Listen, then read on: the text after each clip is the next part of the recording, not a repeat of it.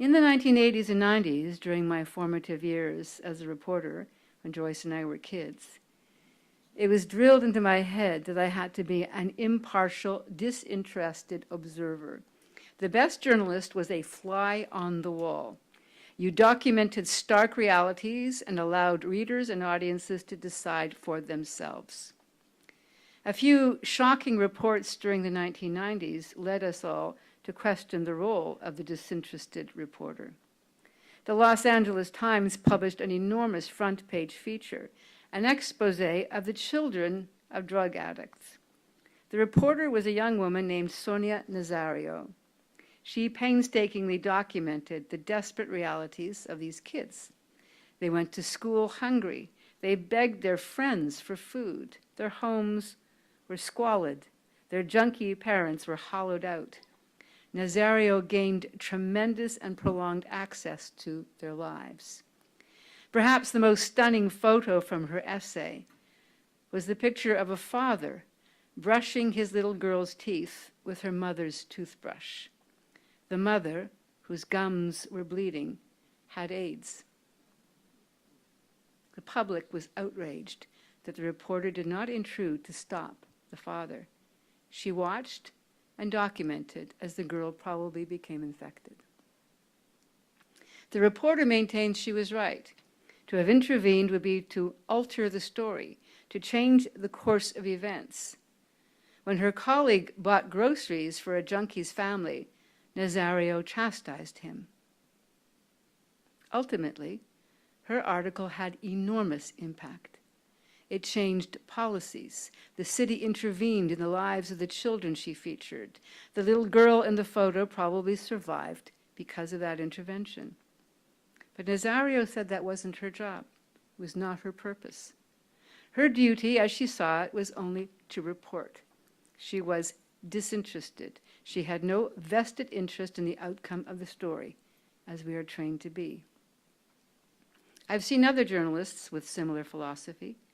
Reporters filming famines, floods, and war zones, their cameras at the ready for that stunning moment when they capture a child in the midst of bedlam, or refugees scrambling to grab grains of rice from a relief truck, or even closer to home, bystanders trying to bring someone to safety from an ice floe or a car wreck. All of it award-winning journalism. But when do you put down the camera and the notebook and get involved? Some reporters seem inured to the suffering of others. Most often, I think they have the right instinct. To engage is to help perhaps one person. To record and report is to perhaps help many. And there's also the news agency itself, who has spent resources to send the reporter to that scene. It expects to get journalism out of you. That's why we're there. I've also seen the polar opposite of what Sonia Nazario represented. There are reporters who not only get involved, but regard their role in the events to be the story. This is perhaps the most appalling development I have seen in journalism. This is when the reporter, him or herself, becomes the source, covering themselves at the scene of other people's misfortune, building their personal brands with calamity as their backdrop. American media has the worst examples. Sanjay Gupta on CNN, reporting on himself as he works as a doctor and as a reporter. Dr. Gupta often jumps to the other side of the story he is reporting to perform brain surgery or examine a victim of some disaster. And I appreciate that he uses his doctor skills to help. But he also insists on having his interventions filmed, reporting on his own heroism, and often betraying patient confidentiality.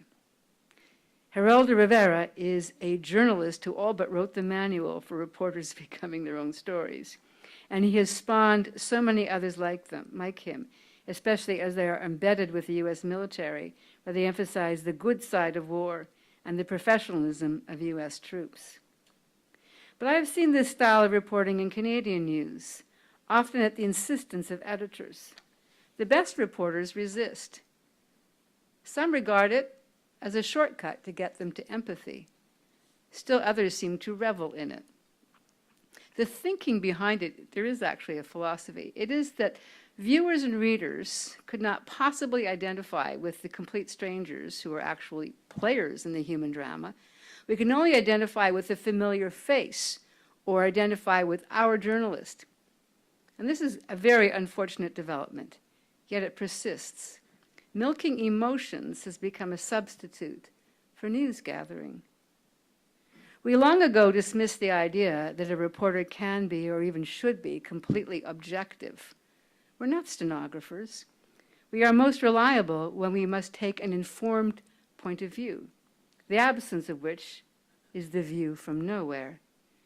And we can achieve that while being disinterested. I actually believe that. I still believe that. But how much is too much involvement? Where is the line? The thing is, as soon as we arrive at an event that we plan to cover, we have altered its course. Our very presence changes things. People respond to our cameras and to our queries. They know we are recording their actions. They alter or change their behavior. They make decisions based on our presence. You can't not have been there after you leave. If you are a fly on the wall, you've left fly spots one way or another. And after you report their story, you alter its future events. That's because we have impact. Asad Arabal and his family from Afghanistan is a case in point. Over the years, we have, logically, become good friends. They now live quite close to me in Toronto. But I had an effect on them right from the beginning. Not long after we met, Asad's daughter, Rubina, we call her Ruby, was offered a scholarship to study in France. It meant she would have to travel unescorted to another country. The extended Arabal family, their clan, was against the solo travel of a woman. But Asad and his wife say they had been influenced by meeting me and the CBC crew. Within their traditional sphere, they had no access to other viewpoints. But I had presented other ideas. We consulted, and Ruby went to Paris on her own. And the extended Arabal family shunned Asad. When he was exiled by General Rashid Dostum, Asad's family would not help him, and that seriously compounded their problem.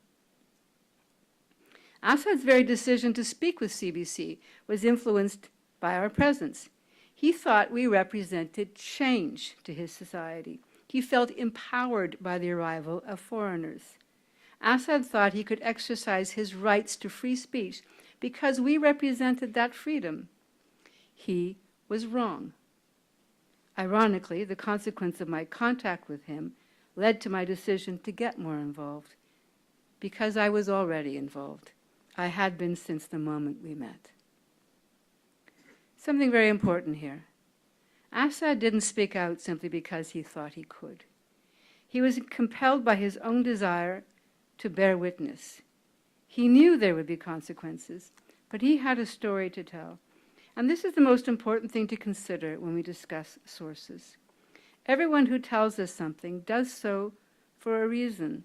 They want us to communicate what they say to the world. They want a voice. We want to tell the story, to provide an outlet for the voice. At the heart of every tale we tell is someone with something to say. But we need to protect those sources from harm, especially young people who would rashly defy authority in order to speak out. We have to warn them of consequences, and sometimes we might decide not to give voice to somebody if we feel it might endanger them. We must protect all our sources. Sometimes it's their identity we must protect. Sometimes it's their physical well-being or their privacy. Journalists must make decisions all the time, whether we're in the field or in the office, on the phone or in the editing room. The sources of stories are our priority, but we are there to give them a voice, report their story. That's our obligation. And failing to do that is to work for the censor, to work for the dictator who would shut them down. And beyond that, to be in favor of human rights, of human dignity, the protection of children, the lives and welfare of people, is not to have a bias. That is not a conflict. Human rights are universal rights. The right to go to school, the right to food and safe water, the right to live without being shot at and bombed. You are not failing as a journalist if you approach your story from that point of view. I also think we have to be more inclined to look back over our shoulder and to see the effects of our reporting, to see what we have left behind. It's one thing to make sure people are safe while we're there gathering information, but what happens after we're gone? I think we have obligations as journalists to actively find out, to see what can be done. We have technology to help us. Internet technology is ubiquitous. We never had so many ways to keep in touch as we do now. We can encrypt conversations, and we must encrypt them. We can send our documents and films to others and then erase them. We can cover our tracks. These are the obligations we have as professionals. There are many things that Marie Colvin did that I find problematic. She broke too many rules for my taste. Marie was always pursuing the scoop. She was very competitive, and I think she endangered many people's lives. The story was often about her. The camera turned on her reaction to the horrors.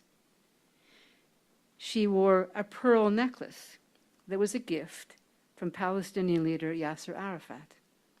To me, is a glaring symbol of a conflict. But I do identify her care for those whose stories she covered.